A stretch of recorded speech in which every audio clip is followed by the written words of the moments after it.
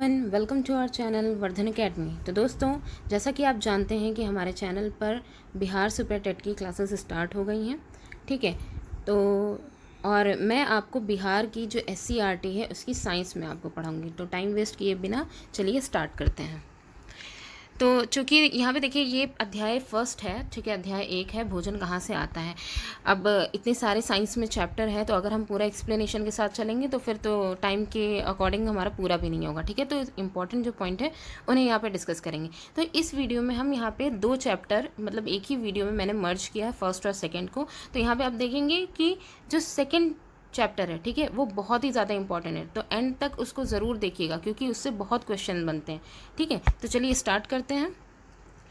यहाँ पे देखिए भोजन कहाँ से आता है। तो इसमें विभिन्न खाद्य पदार्थों के बारे में बात करी गई है कि मतलब कि आपने कहाँ खाया, या स्कूल में जो बच्चे लंच लेकर के आते हैं, या फिर आप कहीं जाते हैं तो आप किस किस तरीके की चीज़ें खाते हैं। ठीक है, तो और वो चीज़ें किन किन चीज़ों से मिल करके बनी होती हैं, कच्ची सामग्री कौन कौन सी होती है, तो ये सारी चीज़ें। अब यहाँ पे देखिए जैसे दूध, अंडा, अब जैसे धान या गेहूं है, ये हमें किससे मिल रहा है, पौधों से मिल रहा है। दूध, अंडा, मुर्गा, मछली, झींगा, ये सब किससे मिल रहे हैं, जंतु उत्पाद हैं। ठीक है, मतलब कुछ खाद्य पदार्थ ऐसे हैं जो हमें पौधों से प्राप्त होते हैं, कुछ खाद्य पदार्थ ऐसे हैं जो हमें जंतुओं से प्राप्त होते हैं। तो यहाँ पे जो इंपॉर्टेंट पॉइंट है वहाँ तक चलते हैं। तो देखिए यहाँ पे ये जो हेडिंग है इसमें है भोजन के मुख्य स्रोत क्या क्या हैं। तो देखिए किसी पौधे की जड़, किसी का तना, तो किसी का फूल भी भोजन के रूप में खाए जाते हैं। पोई के पत्ते व अगस्त के फूल का तरुआ या बचका खाया जाता है। तो यहाँ पे देखिए जैसे हमने अभी आपको बताया कि पौधों से मतलब खाद्य पदार्थों के रूप में पौधों को भी लिया जाता है और जंतु उत्पाद का भी प्रयोग किया जाता है। अब यहाँ पे पौधे के कौन कौन से भागों का यूज़ किया जाता है, तो खाद्य यानी भोजन के रूप में हम पौधों की जड़ का भी यूज़ कर सकते हैं, तने का भी, फूल का भी। ये सारे मतलब पौधे के लगभग ये सारे जो पार्ट हैं वो भोजन के रूप में खाए जाते हैं। यहाँ पे ये बहुत इंपॉर्टेंट एक क्वेश्चन बन सकता है कि पोई के पत्ते व अगस्त के फूल का तरुआ या बचका खाया जाता है। ठीक है, तो मैं आपको यहाँ पे दिखा देती हूँ कि पोई के पत्ते कैसे होते हैं और अगस्त के फूल कैसे होते हैं। तो ये देखिए ये है पोई के पत्ते। ठीक है, इस तरीके से दिखते हैं और इनकी पकौड़ी भी बनाई जाती है, मतलब पत्तों की पकौड़ी भी बनाई जाती है, सब्जी भी बनाई जाती है। तो अलग अलग तरीके से इसको भोज्य पदार्थ के रूप में यूज़ किया जाता है। इसके अलावा हम अगस्त के, तो यहाँ देखिए ये है अगस्त के फूल। ठीक है, ये इस तरीके से यूज़ होते हैं। इनका सब्जी के रूप में तो यूज़ होता ही है, साथ ही साथ इनका मेडिसिन के रूप में भी इसका प्रयोग किया जाता है। ठीक है, तो ये 2 एग्जाम्पल थे जो बहुत ही इंपॉर्टेंट, मतलब इसका एक क्वेश्चन बहुत काफ़ी अच्छा बन सकता है। ठीक है, तो अब यहाँ पे देखिए ये वाले पॉइंट की तो बात हो गई। अब जैसे यहाँ पे देखिए कुछ पौधों के 2 या 2 से अधिक भाग खाने योग्य होते हैं। कुछ ऐसे पौधे होते हैं जिनके 2 या 2 से अधिक भाग खाए जाते हैं। जैसे सरसों के बीज से हमें तेल भी प्राप्त होता है और इसकी पत्तियों का हम साग के रूप में प्रयोग करते हैं। ठीक है, इसके अलावा कुछ ऐसे पौधे होते हैं जिनके 2 या अधिक भाग भी खाए जाते हैं। ठीक है, तो अब यहाँ पे देख लीजिए कि कुछ यहाँ पे पौधे दिए गए हैं, भोजन के रूप में खाए जाने वाले पौधों के भाग यहाँ पे दिखाए गए। ये भी इंपॉर्टेंट है। खाद्य पदार्थ में जैसे साग है, साग के रूप में पौधे के कौन कौन से पार्ट यूज़ किए जाते हैं। पहले तो यहाँ पे पौधे का नाम देख लें। चना है, सरसों है, पालक है, बथुआ है। ठीक है, इन पौधों के भाग में तने और पत्तियों का यूज़ किया जाता है साग के फॉर्म में। ठीक, इसके बाद सलाद के अगर खाद्य पदार्थ के रूप में देखें तो यहाँ पे पौधों के नाम में खीरा, टमाटर, मूली, गाजर। खीरा टमाटर फल है पौधों का भाग, और मूली गाजर क्या है, जड़ है। ठीक, तेल में अगर देख लें तो मूंगफली, सरसों और सोयाबीन इत्यादि ये पौधों का नाम है, और इनकी बीज से हमें क्या मिलता है, तेल मिलता है। ठीक है, अब आगे देखिए जैसे यहाँ पे एक क्रियाकलाप दिया गया है कि मतलब जो अंकुरित बीज होते हैं उनका कैसे, ये तो आप लोग ने पहले भी देखा होगा कि जो मूंग की दाल है या फिर मूंग है या फिर जो है चने हैं, उनको अंकुरित कैसे किया जाता है, भिगो दिया जाता है, उसके बाद गीले कपड़े में रख करके जब उसमें से सफ़ेद संरचनाएं निकलने लग जाती हैं तो इन्हीं को ही हम कहते हैं कि बीज क्या हो गए हैं, अंकुरित हो गए हैं। ठीक है, अब इनका आप जो है ये काफ़ी हेल्दी भी होते हैं, इनका आप यूज़ कर सकते हैं। यहाँ पे हम देखेंगे कि मधुमक्खी का छत्ता, इसका काफ़ी इंपॉर्टेंट यहाँ पे पॉइंट दिए गए हैं। तो देखिए मधुमक्खियाँ फूलों से मकरंद यानी मीठा रस एकत्रित करती हैं और इसे अपने छत्ते में जमा करती हैं। ठीक है, फूल और उनका मकरंद वर्ष के केवल कुछ समय में ही उपलब्ध होते हैं। ये लाइन बहुत ही ज़्यादा इंपॉर्टेंट है क्वेश्चन के बेस पे कि फूल और उनका मकरंद जो है वो वर्ष की केवल कुछ समय में ही, मतलब कुछ समय ही उपलब्ध होते हैं। तो इस मकरंद मधुमक्खियाँ जो होती हैं वो मकरंद को अपने पेट में एक एंजाइम की सहायता से पचाकर शहद बना लेती हैं, और इसके अलावा ये जो शहद होता है वो फफूंद, बैक्टीरिया लगकर ये सब ख़राब नहीं होता। तो कहने का मतलब ये है कि ये जो मकरंद है वो आपको साल के कुछ ही वर्ष में ये मिलता है, तो मधुमक्खियाँ फिर इसका भंडारण कर लेती हैं। ठीक है, अब हम यहाँ देखेंगे कि जंतु जो है वो क्या क्या खाते हैं। ठीक है, तो ये एक जो तालिका दी गई है, इसको देखने से पहले हम यहाँ पे इसको देख लें।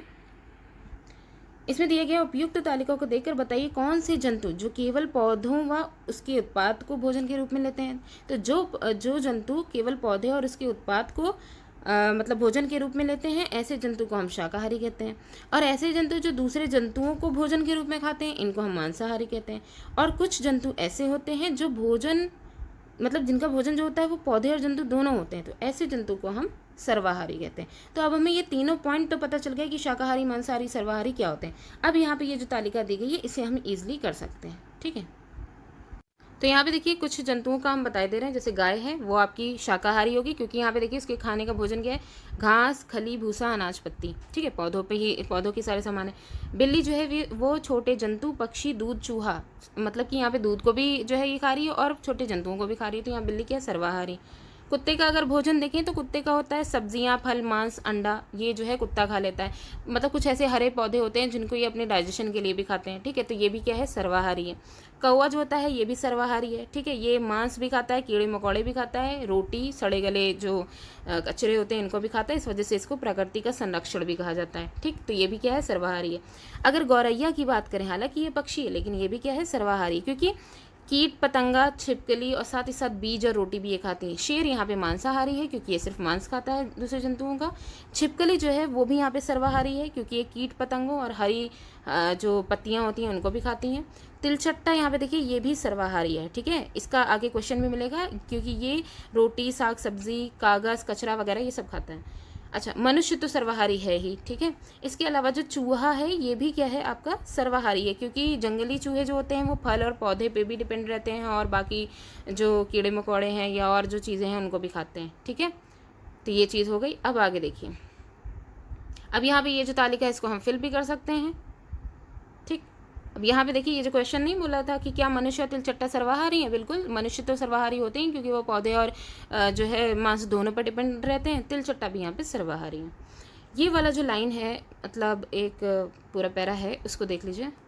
इसमें है पौधे अपने भोजन का निर्माण स्वयं करते हैं, इस वजह से इनको स्वपोषी बोला जाता है।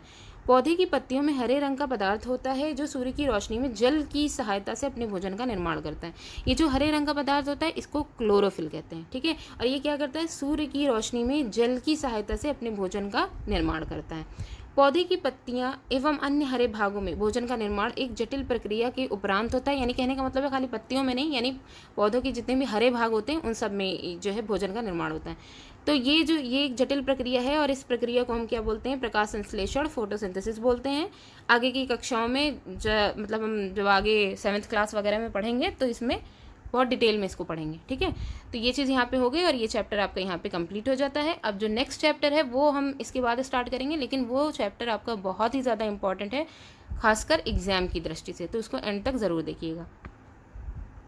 तो दोस्तों ये है आपका सेकेंड चैप्टर यानी अध्याय 2, ठीक है। भोजन में क्या क्या आता है, तो हम लोग ने ये तो देख लिया था कि भोजन कैसे बन रहा है, प्रकाश संश्लेषण की प्रक्रिया भी देख ली थी, फोटोसिंथेसिस से भोजन कैसे बन रहा है, ठीक है। अब चूंकि यहाँ पे ये बताया गया है कि जैसे हम लोग हर तरीके का अलग अलग तरह का भोजन करते हैं, कुछ में रोटी भात, ठीक है, यहाँ पे देख सकते हैं आप, कभी रोटी, कभी दाल सब्जी, कभी सत्तू, अचार, खिचड़ी, बैगन भरता इत्यादि, ये सारी चीज़ें हम लोग भोजन के रूप में लेते रहते हैं। इसी के साथ कुछ कच्चे खाद्य पदार्थ जैसे सलाद के रूप में हमने देखा था, जैसे मूली, गाजर, टमाटर, अन्य हरी सब्जियां, ये सलाद के रूप में लेते रहते हैं, ठीक है। इसके अलावा आप देखेंगे तो मतलब ये सारी कुछ चीज़ें होती हैं जिन्हें हमें खाने से हमारी जो भूख है वो मिट जाती है, ठीक है। इसके अलावा अब हमें यहाँ पे देखना है कि अलग अलग खाद्य पदार्थों में क्या क्या होता है, ये मेन चीज़ यहाँ पे हमें ध्यान देनी है, ठीक है। अब जैसे यहाँ पे एक सारणी दी गई है, तो इसमें देखिएगा कि विभिन्न क्षेत्रों या ज़िले में कुछ सामान्य जो भोजन है उनके बारे में बताना है। तो जैसे कि यहाँ पे हम ये जो आपका दिया गया है कि राज्य के क्षेत्र दिए गए, अन्न का व्यंजन, दाल सब्जियाँ और अन्य व्यंजन क्या क्या हो सकते हैं, ठीक है। तो ये वाली जो आपकी सारणी है वो तो कंप्लीट हम करा देंगे, लेकिन इसके बाद वाली आपको भी कुछ चीज़ें ढूंढनी होंगी, ठीक है। तो सबसे पहले देखिए मगध क्षेत्र। मगध क्षेत्र में अगर आप अन्न का व्यंजन देखेंगे तो यहाँ पे आपको चपाती या चावल देखने को मिलेगा, ठीक है। इसके अलावा दाल यहाँ पे जो यूज़ की जाएगी वो आपकी राजमा या अरहर की दाल यूज़ होती है, ठीक है। सब्जियों में आलू सोयाबीन हो जाएगा और अन्य व्यंजन में दही और घी हो जाएगा, ठीक है। तो यहाँ पे लिखना थोड़ा पॉसिबल नहीं है, इस वजह से मैं बोल दे रही हूँ। नेक्स्ट है भोजपुरी क्षेत्र। यहाँ पे जो अन्न का व्यंजन है वो मक्के की रोटी है, ठीक है, मक्के की रोटी और चावल। दाल में आपका आ जाएगा मूंग मसूर, ठीक है, और हाँ मूंग मसूर और जो राजमा है वो आ जाएगा, और सब्जियां जो होंगी वो आपकी हरी सब्जियां यहाँ पे आ जाएंगी। इसके अलावा अन्य व्यंजन में मक्खन और पनीर आ जाएगा। इसके बाद आता है बज्जिका क्षेत्र। इसमें व्यंजन जो है वो चूड़ा और चावल यहाँ पे यूज़ किया जाता है, ओह सॉरी, बाजरे की रोटी यूज़ की जाती है, ठीक है। इसके अलावा जो दाल यूज़ की जाती है यहाँ पे वो है अरहर और चना, ठीक। सब्जियों में हरी सब्जियाँ, और दाल में राजमा भी आपके यहाँ पे यूज़ होता है। इसके अलावा अन्य व्यंजन में नींबू रस मिली, यहाँ पे नींबू रस और मट्ठा ये सब यूज़ होता है, ठीक है। मिथिला क्षेत्र की अगर बात करें तो यहाँ पे चूड़ा चावल यहाँ पे यूज़ होता है, और दाल अगर देखें तो यहाँ पे खेसारी जो दाल है वो है और अरहर है, ठीक है। सब्जी के रूप में यहाँ पे परवल और सोयाबीन यूज़ होता है, और अन्य व्यंजन जो है उसमें आपकी साग और चटनी यूज़ हो जाएगी, ठीक। अंग क्षेत्र जो है इसमें चूड़ा और बाजरे की रोटी यहाँ पे यूज़ होती है, और दाल में आपकी चना मसूर, और सब्जियों में गोभी और साग यूज़ होता है, ठीक है। इसके अलावा अन्य व्यंजन में आपकी दूध दही और घी ये सब यूज़ हो जाएगा। तो ये आपकी एक तालिका कंप्लीट हो गई।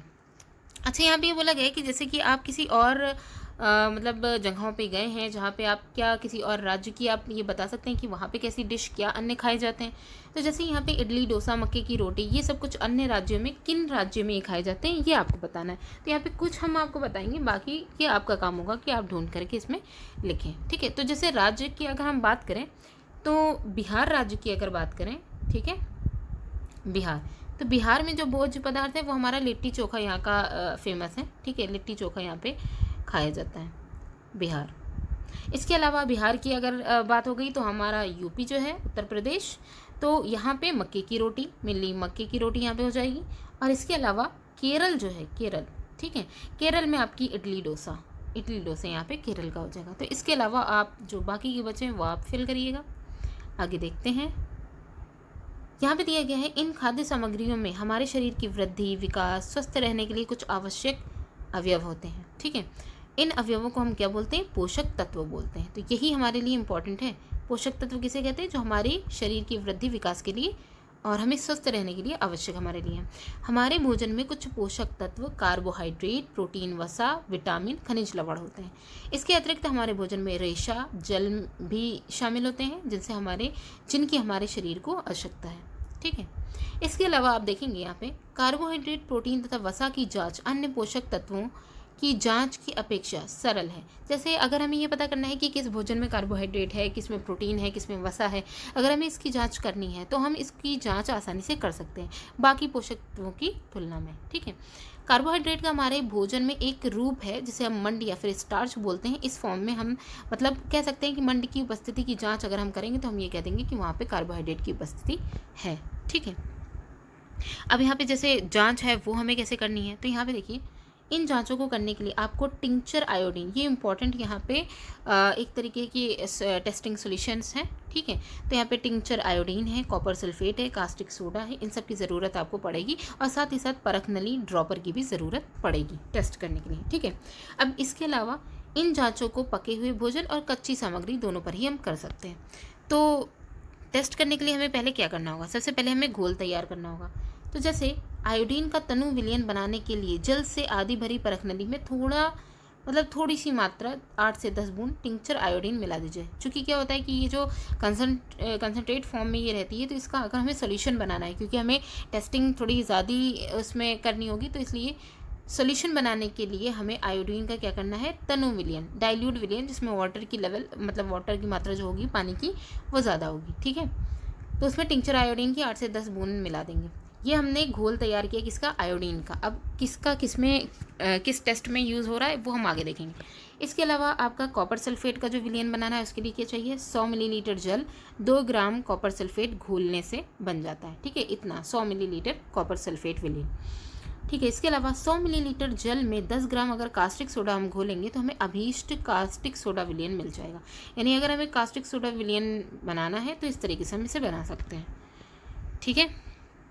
अब यहाँ बोला गया अब टेस्टिंग के लिए आप खाद्य सामग्री जितनी भी है जिनमें आपको कार्बोहाइड्रेट, वसा और प्रोटीन की टेस्टिंग करनी है, इसको आप पुड़िया या फिर किसी बॉटल वगैरह में ले आइए। ठीक है, अब इसमें सबसे पहले हमें क्या करनी है, मंड की यानी कि स्टार्च की जांच करनी है। तो स्टार्च की जांच के लिए भोजन में मंड के परीक्षण के लिए खाद्य पदार्थ हैं या फिर कच्ची सामग्री हैं, इनकी थोड़ी सी मात्रा हम ले लेते हैं। ठीक है, इसमें हमें क्या करना है, आयोडीन के जो तनु घोल हमने बनाया था उसकी कुछ बूंदें हमें डालनी।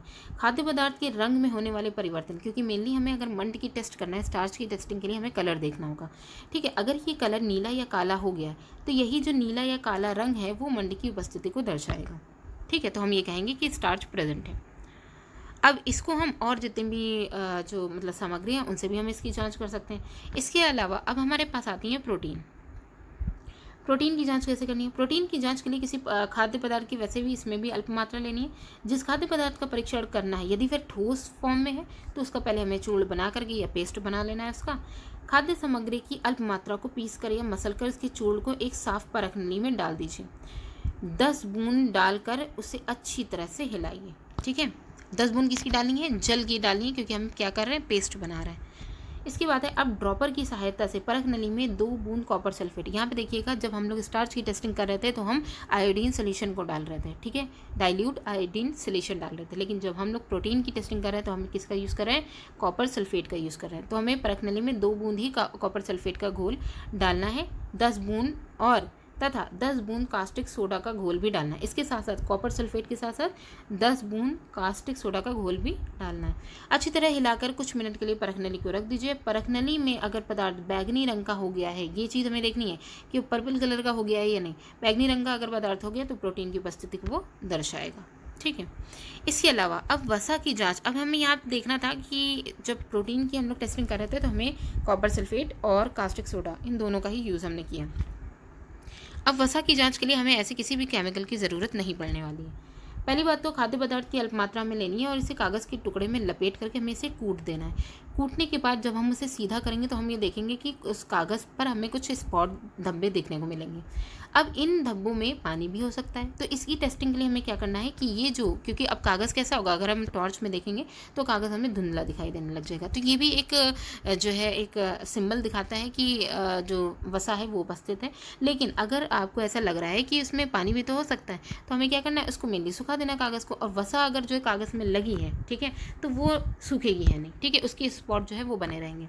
तो वही बात बताई गई है कि कागज़ पर तेल का जो धब्बा है वो खाद्य पदार्थों में वसा की उपस्थिति को दर्शाता है। ठीक, इसके बाद यदि कागज़ पर तेल का कोई धब्बा ना रहे तो ये पता चल जाता है कि खाद्य पदार्थ में वसा है, क्योंकि हमें क्या करना है, कागज़ को सुखा लेना है। अच्छा, अब आगे यहाँ पे देखिए, ये जो सारणी है ये भी बहुत इंपॉर्टेंट है। खाद्य पदार्थों में जो पोषक तत्व हैं उनकी उपस्थिति। पहला तो है कच्चा आलू। कच्चा आलू में मंड है, बिल्कुल ठीक है।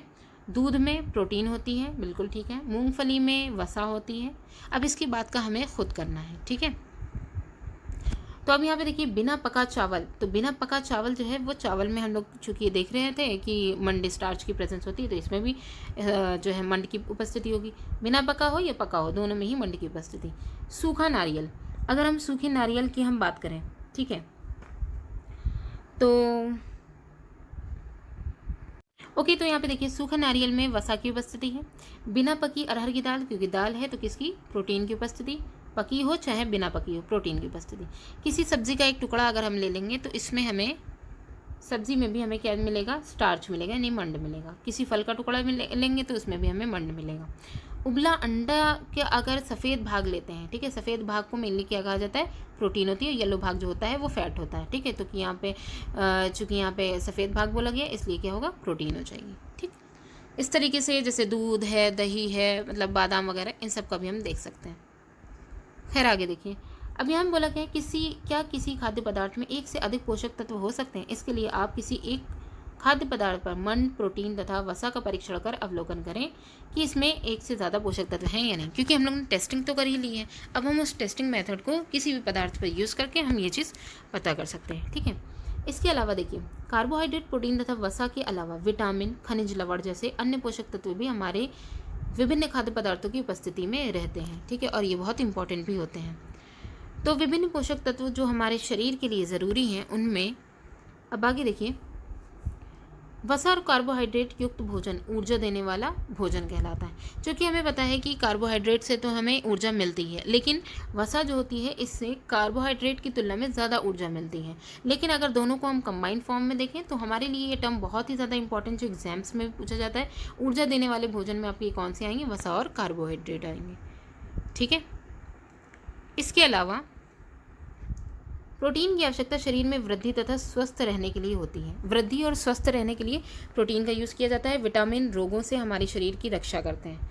ठीक है। अब विटामिन में हमारी आँखों, हड्डियों, दांतों और मसूड़ों को स्वस्थ रखने के लिए भी विटामिन सहायता करते हैं। इसके अलावा अब अगर हम विटामिन को देखेंगे तो विटामिन कई प्रकार के होते हैं, जिन्हें अलग अलग नामों से भी जाना जाता है। इनमें से कुछ को vitamin A, vitamin B, vitamin C, vitamin D, vitamin E, vitamin K, इन सब के नाम से जाना जाता है। विटामिनों के एक खास समूह जिसको विटामिन बी कॉम्प्लेक्स भी कहा जाता है। ठीक है। हमारे शरीर को सभी प्रकार के विटामिनों की अल्प मात्रा में आवश्यकता होती है। ये लाइन बहुत ही ज़्यादा इंपॉर्टेंट है। ठीक है। ये जो लाइन यहाँ पे कही जा रही है कि विटामिनों की जो हमारे शरीर में आवश्यकता होती है वो किसके लिए होती है? बहुत ही अल्प मात्रा में होती है। और यही अल्प मात्रा अगर बढ़ जाएगी तो भी डिजीज़, कम हो जाएगी तो भी डिजीज़। ठीक है। आगे देखिए। अब जैसे कि विटामिन ए हमारी त्वचा तथा आंखों के लिए स्वस्थ रखता है। हालांकि नीचे एक सारणी भी आएगी, लेकिन हमें यहाँ पे ये देखते हुए जाना है कि हर विटामिन का क्या क्या यूज़ है। तो विटामिन ए का यूज़ कहाँ है? हमारी त्वचा और आंखों को स्वस्थ रखता है। विटामिन सी बहुत से रोगों से लड़ने में हमारी मदद करता है। विटामिन डी हमारी अस्थियों और दांतों के लिए कैल्शियम का उपयोग करने में हमारी शरीर की सहायता करता है, क्योंकि विटामिन डी हमारी बॉडी में जो मिनरल्स, कैल्शियम प्रेजेंट है या फिर हमें कहीं से प्राप्त हो रहा है, उसका यूज़ कैसे करना है, इसमें हेल्प करेगा विटामिन डी। विभिन्न विटामिनों से भरपूर भोज्य पदार्थ को यहाँ पे चित्रों में दिखाया गया है। ठीक है। विटामिन बी के स्रोत यहाँ दिखाए गए हैं, ए के स्रोत दिखाए गए हैं, गाजर है, आम है, पपीता है। ठीक है। विटामिन सी के स्रोत हैं आंवला, मिर्ची, नींबू, टमाटर। डी के स्रोत में अंडा, कलेजा, मक्खन, दूध, मछली। ठीक। अच्छा, आगे देखिए। इसमें हमारे शरीर को खनिज लवणों की आवश्यकता भी अल्प मात्रा में होती है, जैसे हमें विटामिन की होती है। ये खनिज लवण कौन कौन से हैं? जैसे शरीर में उचित विकास तथा अच्छे स्वास्थ्य के लिए प्रत्येक खनिज लवण आवश्यक है। ठीक है। उदाहरण के लिए जैसे लौह यानी आयरन, लौह तत्व हरी सब्जियां विशेषकर पालक, मेथी, केला में पाया जाता है। कैल्शियम दूध से प्राप्त होता है। फास्फोरस एवं कैल्शियम मछली, अंडा इत्यादि में भी मिलते हैं। नमक हमें कहाँ से मिलता है? सोडियम और पोटेशियम से मिलता है। ठीक है। इसके अलावा नमक से हमें सोडियम और पोटेशियम मिलता है। ठीक है। नमक को अभी हम लोग ने जो खाद्य पदार्थों में देखा था। अच्छा, अधिकांश खाद्य पदार्थों में एक से अधिक पोषक तत्व होते हैं। ज़्यादातर खाद्य पदार्थ जो होते हैं उनमें एक से अधिक पोषक तत्व मिलते हैं। फिर भी किसी कच्ची सामग्री में एक निश्चित पोषक तत्व की मात्रा दूसरे पोषक तत्व की मात्रा से अगर अधिक हो सकती है, जैसे कि यहाँ पे बोला गया है। हालांकि हम ये देख सकते हैं कि जो खाद्य पदार्थ है उसमें एक से अधिक पोषक तत्व मिल सकते हैं, लेकिन यहाँ पे कुछ ऐसी भी चीज़ें हैं जिनमें एक से या एक कोई खाद्य पदार्थ जो है वो अधिक मात्रा में भी मिल सकता है। जैसे कि चावल है, उसमें कार्बोहाइड्रेट की मात्रा दूसरे पोषकों की मात्रा की तुलना में अधिक होती है। इस आधार पर हम ये कह सकते हैं कि चावल कार्बोहाइड्रेट से भरपूर भोजन है। हालांकि और जितने भी खाद्य पदार्थ हैं उसमें भी कार्बोहाइड्रेट हो सकता है। इन पोषकों के अलावा हमारे शरीर को रुक्षांश, जिन्हें आहारी रेशे कहते हैं, तथा जल की भी आवश्यकता होती है। हमारे खाने में रेशे की पूर्ति मुख्यतः पादप उत्पादों से ही होती है। अब ये जो रुक्षांश है वो कहाँ किससे मिलेंगे? तो अन्न का चोकर है, जैसे गेहूं का चोकर हो जाएगा, या आटे से जो वही गेहूं से आटा बनेगा, आटे के चालने पर जो चोकर मिलेगा। ठीक है। तो अन्न का चोकर या सब्जी का रेशा इत्यादि ये रुक्षांश बन सकते हैं।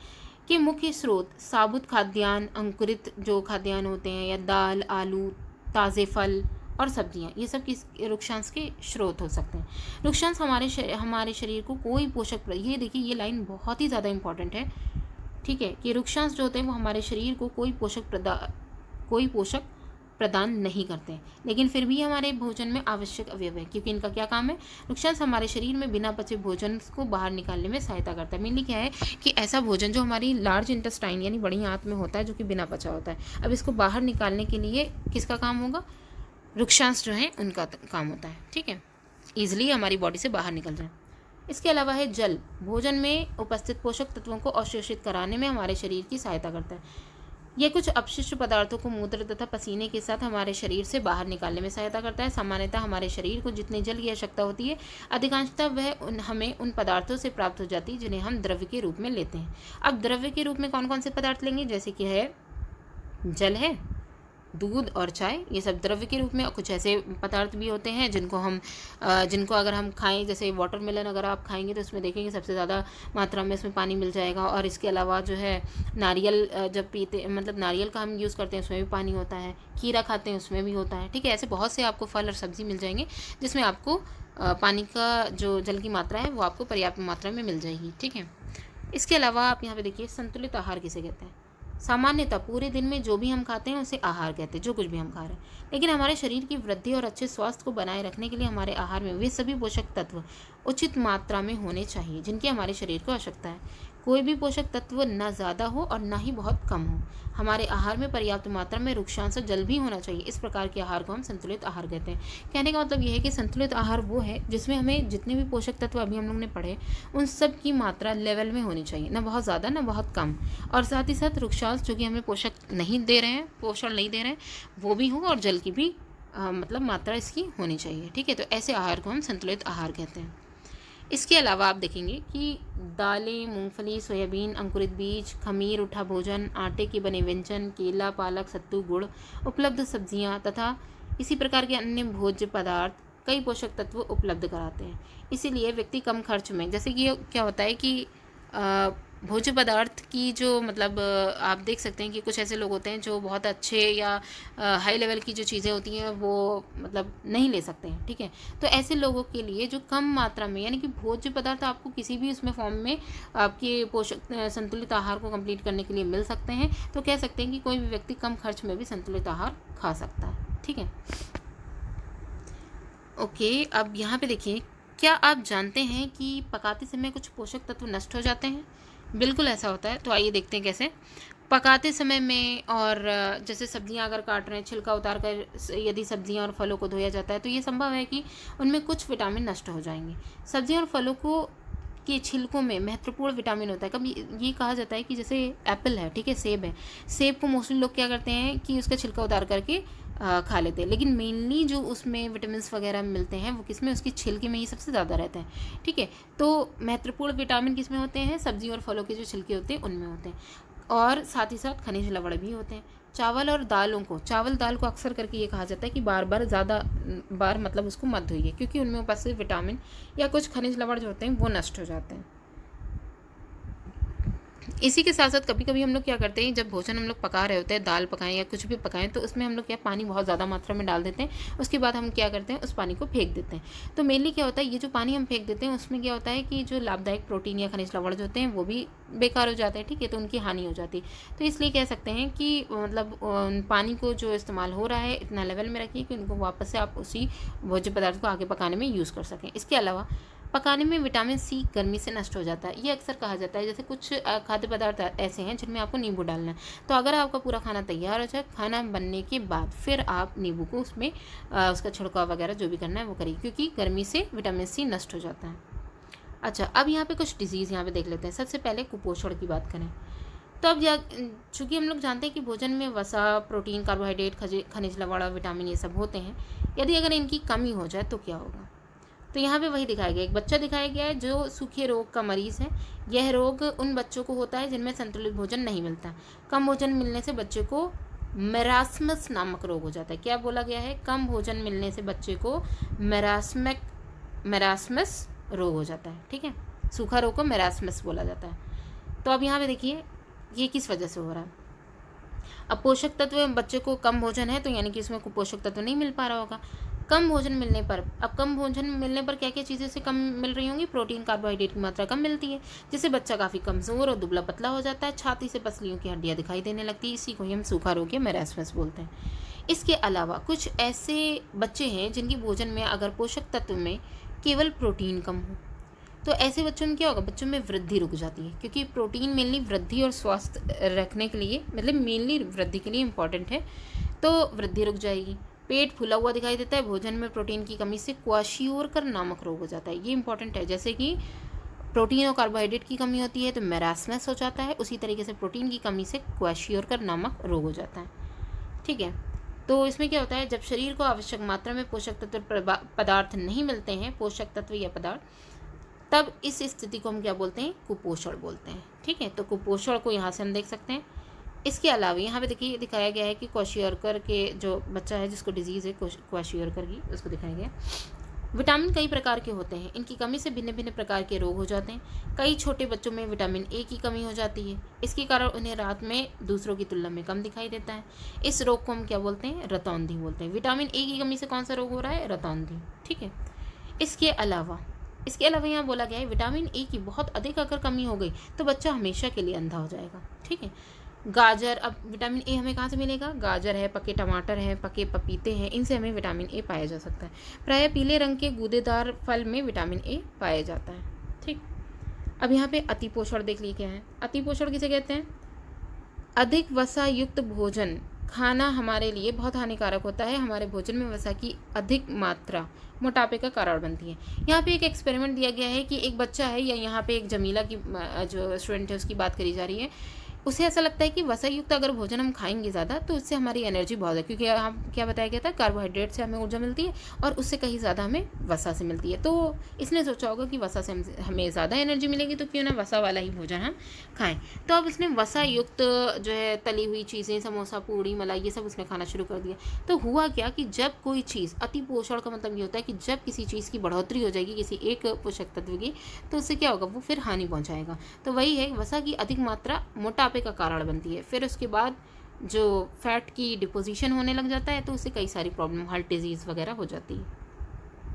इसके बाद है अभावजन्य, यानी कि कमी से। अभी क्या है, बढ़ोतरी से हो रहा था, अब कमी से होने वाले रोग। एक व्यक्ति खाने के लिए, यहाँ पे देखिए, जैसे अगर देखें कि अगर किसी भी मतलब कोई व्यक्ति है वो खाने के लिए जा रहा है और उसके भोजन में किसी भी एक तत्व की, पोषक तत्व की कमी हो रही है, तो ये कमी बोला गया, अगर ये कमी लंबी अवधि तक रहती है तो इसी को ही हम अभाव कहते हैं। तो ऐसा व्यक्ति क्या है? अभाव से ग्रसित हो जाएगा। यानी एक या अधिक पोषक तत्वों का अभाव हमारे शरीर के लिए रोग या जो विकृतियाँ हैं ये उत्पन्न करेगा। वे रोग जो लंबी समय तक पोषक तत्वों के अभाव के कारण होते हैं उनको अभावजन्य रोग कहते हैं। अब इनमें कौन कौन से आएंगे? यदि व्यक्ति अपने भोजन में पर्याप्त प्रोटीन नहीं ले रहा है तो उसे रोग हो सकता है। बिल्कुल। कैसा रोग? वृद्धि में रुकावट हो जाएगी, चेहरे पर सूजन, बालों के रंग का उड़ना, त्वचा की बीमारी और पेचिश, ये सब रीज़न हो सकते हैं। किसमें? प्रोटीन की मात्रा की कमी की वजह से भोजन में। इसके अलावा यदि प्रोटीन तथा कार्बोहाइड्रेट दोनों ही किसी व्यक्ति के आहार में एक लंबे समय तक अनुपस्थित रहें तो उसकी वृद्धि पूरी तरह से अवरुद्ध हो जाएगी, रुकी ही जाएगी। ऐसा व्यक्ति बहुत दुबला पतला हो जाएगा, इतना दुर्बल हो जाएगा कि वह चल भी नहीं सकता। इसके अलावा आप देखेंगे कि संतुलित आहार लेने से ही ये जो अभावजन्य रोग हैं इनकी रोकथाम की जा सकती है। ठीक है। तो यानी कि इनकी रोकथाम के लिए हमें क्या चाहिए? संतुलित आहार चाहिए। इसके अलावा अभी जो हम लोग ने विटामिन्स देखे और जो मतलब विटामिन देखे, ठीक है, और कार्बोहाइड्रेट का उसकी कमी की वजह से देखा, और कुछ पोषक तत्वों की बढ़ोतरी की वजह से देखे कई तरीके के रोग। ठीक है। यहाँ पे देखना है कि विटामिन और खनिज लवण जो है उनके अभाव के कारण जो रोग हो रहे हैं, कुछ विटामिनों के रोग हमने ऊपर देख लिए थे। अब यहाँ पे कुछ विटामिन और जो क्या नाम है, खनिज लवण है, इनके भी यहाँ पे बताए गए। तो यहाँ पे कुछ की तो आप देख ही चुके हैं, फिर भी आप देख लीजिए। विटामिन और खनिज में विटामिन ए है, अभावजन्य रोग, क्योंकि यहाँ पे कमी की वजह से हो रहा है। ठीक है। तो इस वजह से ये रोग कैसे होंगे? अभावजन्य होंगे। विटामिन ए की कमी से क्या हो रहा है? रतौंधी हो रहा है। तो इसमें कमज़ोर दृष्टि लक्षण यहाँ पे क्या देखने को मिलेंगे? कमज़ोर दृष्टि, अंधेरे, रात में कम दिखाई देना, कभी कभी पूरी तरह से, जब बहुत ज़्यादा विटामिन ए की कमी हो जाती है तो पूरी तरह से नहीं दिखाई देता। इसके अलावा है विटामिन बी, बेरी रोग इसकी वजह से होता है। दुर्बल पेशियाँ और काम करने की ऊर्जा में कमी हो जाती है। विटामिन सी जो होती है इसकी वजह से स्कर्वी होता है, मसूड़ों से खून निकलना, घाव भरने में अधिक समय लगना। विटामिन डी, रिकेट्स रोग हो जाता है, अस्थियों का मुलायम होकर मुड़ जाना। ठीक है। विटामिन डी की कमी से होता है। अच्छा, कैल्शियम, ये यहाँ पे खनिज लवण है। कैल्शियम की कमी से क्या होता है? अस्थि और दंत क्षय होने लग जाता है। कैल्शियम की कमी से अस्थि और दंत क्षय होने लगता है। अब इसमें क्या होगा लक्षण? कमज़ोर अस्थियाँ और दांतों का खराब होना, दंत क्षय होने लगता है। इसके अलावा है आयोडीन की कमी से घेंघा रोग होता है। गले की ग्रंथियाँ, आयोडीन भी यहाँ पे आपका खनिज लवण है। गले की ग्रंथि का फूल जाना, बच्चों में मानसिक विकलांगता आयोडीन की कमी से आती है। लौह यानी आयरन खनिज लवण है। अल्प रक्तता इससे हो जाती है, जिसे एनीमिया कहते हैं। कमजोरी और रक्त की कमी हो जाएगी। ठीक है। तो ये यहाँ पे वही अभावजन्य रोग की एग्जाम्पल्स हो गए। ठीक है, विटामिन और खनिज लवण की कमी से। अच्छा, अब यहाँ पे देखिए दूषित भोजन किसे कहते हैं। तो आपने देखा होगा कि जैसे नॉर्मली हम लोग घर में खाना बनाते हैं या कोई सब्ज़ी वगैरह कुछ भी अगर बना रहे होते हैं तो किचन भी हम अपना साफ़ रखते हैं। और खाने पीने की चीज़ों को ढक करके रखते हैं, तो अक्सर करके मतलब हमें सफाई देखने को मिलती है। लेकिन वही यहाँ पे बोला जाता है कि हमारे टीचर्स हों या फिर हमारे पेरेंट्स हो तो कहते हैं कि बाहर की जो चीज़ें होती हैं इनको नहीं खाना चाहिए, क्योंकि वहाँ पे खुली चीज़ें रहती हैं। और फिर उसके बाद कुछ लोग तो नाली के पास भी बनाते हैं, तो वहाँ से मच्छर है, मक्खी है, खासकर मक्खियाँ जो होती हैं वो गंदगी बैठती हैं, उसके बाद भोजन में बैठती हैं। तो ऐसे क्या होता है, भोजन हमारा दूषित होता है। ठीक है, तो इस तरह से तो जो प्रदूषण हो रहा है, मतलब दूषित जो भोजन हो रहा है वो तो हो ही रहा है। इसके अलावा खमीर जैसे कुछ ऐसे जो भोजन होते हैं जो ज़्यादा देर तक अगर रखे रह जाते हैं तो उसमें वो स्मेल आने लग जाती है और खमीर उठने लगता है, तो कहा जाता है कि वो खटास आ जाती है, तो कहा जाता है वो ख़राब हो गया। लेकिन यहाँ पे बोला कि ऐसा खमीर उठना जिसे किड़वन कहते हैं, किड़वन के कारण होता है। परंतु कुछ व्यंजन को बनाने के लिए किड़वन भी आवश्यक होता है। हालांकि किड़वन एक खराबी उसमें आ रहा है, लेकिन कुछ के लिए आवश्यक होता है, जैसे जलेबी, भटूरा, मालपुआ, इडली, डोसा, पाव रोटी, इन सब के लिए खमीर किया जाता है। लेकिन होता क्या है कि गर्मी जब आती है तब ये किड़वन की जो प्रोसेस होती है वो बहुत ज़्यादा तेज़ी से होने लग जाती है। ऐसे में क्या होता है कि पके भोजन को अगर हमें बचाना है, या फिर या तो पका भोजन जल्दी ख़राब हो जाएगा, अगर उसे हमें बचाना है तो हमें इसे फ्रिज वगैरह या अन्य कोई जो व्यवस्था हम कर सकते हैं जो इसे ठंडा रख सकें, तो उससे हम उसे बचा सकते हैं। इसके अलावा आप देखेंगे कि मक्खी तो एक तो रीज़न है ही, दूसरा भोजन से दूषित होने वाला एक और कारण भी है भोजन का, वो है दूषित जल। ठीक है, मतलब भोजन जो दूषित हो रहा है वो दूषित जल की वजह से भी हो रहा है, क्योंकि भोजन बनाने में यदि दूषित जल का हम अगर यूज़ करेंगे तो इससे भी भोजन को दूषित होने का भय रहता है। और दूषित जल पीने से कौन सी बीमारी होती है, अतिसार, जिसे हैज़ा बोलते हैं, की बीमारी का भय रहता है। ठीक है, तो ये सारी चीज़ें अब अगर आप देखेंगे कि जैसे वर्षा बहुत ज़्यादा होने लग गई है या किस कुछ जगहों पे जो है बाढ़ वगैरह अगर आ गई, तो ऐसी जगहों पे अतिसार, हैज़ा वगैरह वाले जो रोग होते हैं ये मोस्टली आपको देखने को मिलते हैं। ठीक है, तो इस तरीके के रोगों की वजह से ही हमें क्या करना चाहिए कि जब ऐसी स्थिति आ जाए तो हमें सावधानी से भोजन या फिर जल का प्रयोग अगर कर रहे हैं तो इस बात में हम सावधानी दें कि हमें किस तरीके के जल का यूज़ करना है। तो दोस्तों ये जो सेकंड चैप्टर था वो यहाँ पे हमारा कंप्लीट हो जाता है। ठीक है, तो वीडियो कैसी लगी कमेंट करके ज़रूर बताइएगा, और हमें जो भी डाउट आपका है या कोई क्वेश्चन फंस रहा है तो आप हमको कमेंट ज़रूर करिएगा। Thanks for watching.